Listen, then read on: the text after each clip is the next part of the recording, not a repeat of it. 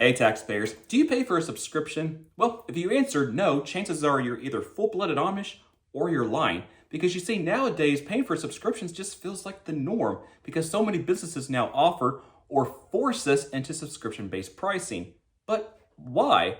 Well, as consumers, we can't ignore the obvious benefits because, well, if we're paying for something that has some sort of like technological component to it, then inherently every time we pay our subscription dues, we're also paying for things like maintenance and upgrades and upkeep and all that. So we can rest assured that we're going to get the most up-to-date, again, good or service, whatever we're paying for, and thankfully it shouldn't go obsolete. But the bigger attraction for subscriptions for us as consumers is just how the pricing model can work out in our favor. Would we rather pay generally a larger upfront one-time purchase or little amounts over time, again, monthly or whatever? Generally, people are going to go with this option because, again, it seems like we're going to be saving money. Now, granted, depending on how long we have the subscription for, then, maybe we end up spending more. But having it just come out just a little bit and rather than all at once usually makes us feel a little bit better. And taking a step further, what happens if the subscription actually has like a tier pricing? So maybe there's like a gold, silver, gold package where, again, if we don't want to use too much of the features, we'll just go with the bronze feature because, again, we don't want all the bells and whistles. We want just the bare necessities.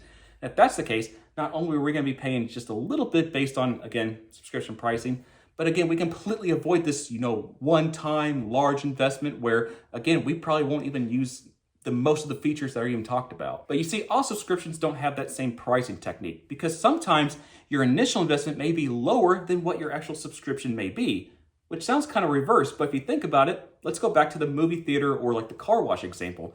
You can go to a movie theater or car wash and spend a little bit, or you can spend a much larger amount, again, per month. But if you're going to go to that place, again, whatever it is, multiple times during that month, it makes more sense to maybe do a subscription. So for example, with our car wash, if you go 3 times a month, it actually pays for itself and then you're actually coming out ahead.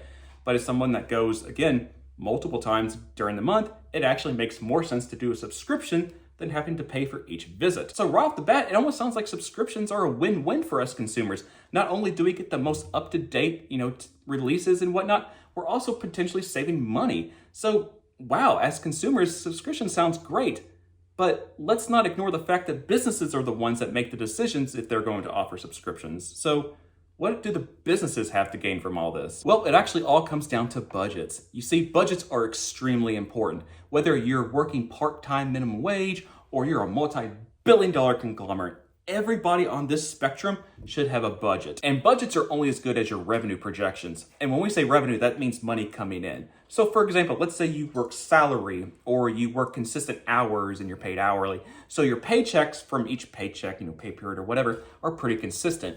You see, from a personal finance perspective, that's actually very helpful when it comes to your personal budget. Because if you know how much your paychecks are going to be, then it makes budgeting for things like, again, groceries and other bills and vacations and so forth a little easier because, again, it's consistent. But if you're paid on, say, like purely commission-based, where your income from 1 month or one pay period to the next is so volatile, it actually can make it pretty tricky. So planning and budgeting out, a few months or whatever could be very, again, difficult. And you see the same concept occurs with businesses. When it comes to budgeting and FP&A, financial planning analysis, and forecasting and seeing exactly what they can spend in the next few months or years or whatever, they want to know that they can have consistent revenue, which again, commissions help establish because again, without subscription pricing, their revenue could be pretty volatile. So for example, let's say you and I create a subscription service. We don't know what it's for. We can make up whatever. But let's say, again, we have a subscription service. We've got roughly 100 people that subscribe to it. Again, for X amount of dollars a month, we can make up whatever number we want. And we chart out what our next year is going to look like. Well, we could probably have a chart that's going to look something like this. And again, these are just made up numbers, but again, hopefully it kind of illustrates the reality of it. You see this big blue thick line is going to be our average or expected membership, again, month to month. Now, these two little lines, the one above and one below, are what we can call our margins of error. They're essentially our confidence of, well, we would expect to be at this, big thick line going forward, but, we could probably see a plus 2% of, again, people getting added. And consequently, we'd also see a minus 2%. So again, usually our projections for subscribers for the next month it's going to be probably in this range. Now let's get creative here, because obviously when it comes to subscriber projections and estimating our revenue, we would like to be at that big thick line because again, that was our original estimation.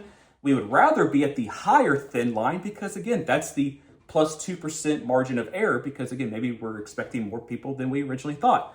But we don't want to be at that lower limit or even below it. So what can we do to actually take that lower limit and actually bring it up? So that way, maybe we can expect a plus 2% of, again, extra subscribers, but maybe a minus 1%.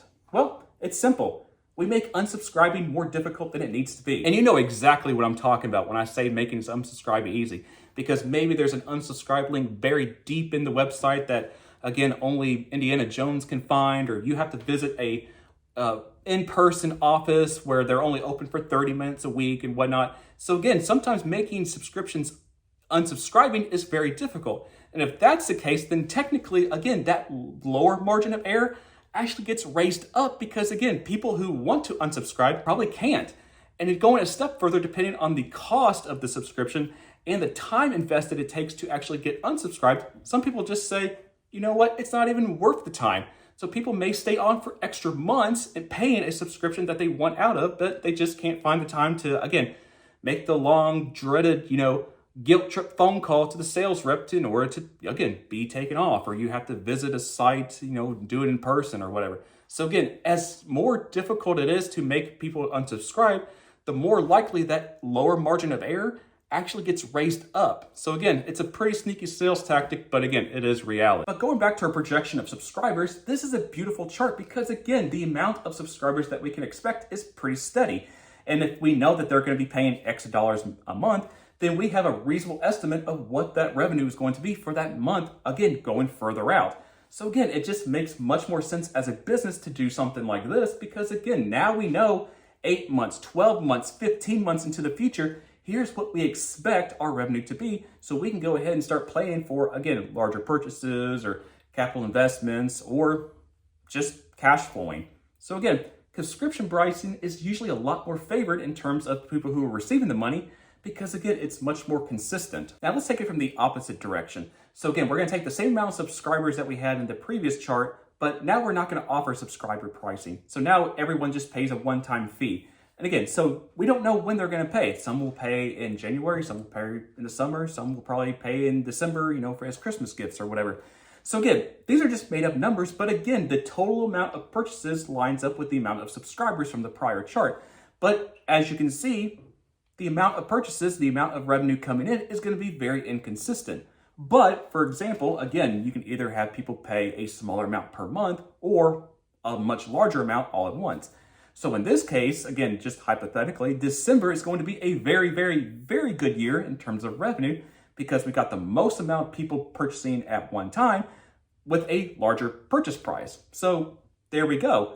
But in terms of consistency and continuity throughout the year, there's a little bit of an issue because again, some months we're going to be way down and some months we're going to be way up. But when it comes to expenses and overhead of a business, usually they're pretty consistent month to month. So generally we want to match the cash inflows with outflows in order to, have again, a better consistency. So things like rent and payroll and insurance and so forth, those are probably going to be pretty steady. They're not going to probably fluctuate too much, again, depending on what kind of business we're talking about. But when it comes to your overhead and just the cost of running your business, it's usually going to be fairly consistent sometimes. Again, there's going to be outliers and whatnot, but it all comes down to just matching what our expectations are in terms of revenue. So for example, if we looked at March here, we can expect about 5 or less of actual purchases. But again, going back to that margin of error, back when we were looking at the subscriber chart, again, it was more flat, so the margin of errors were much more narrow. But here, now that we got some volatility from month to month, those margin of errors are much more greater in terms of percentages.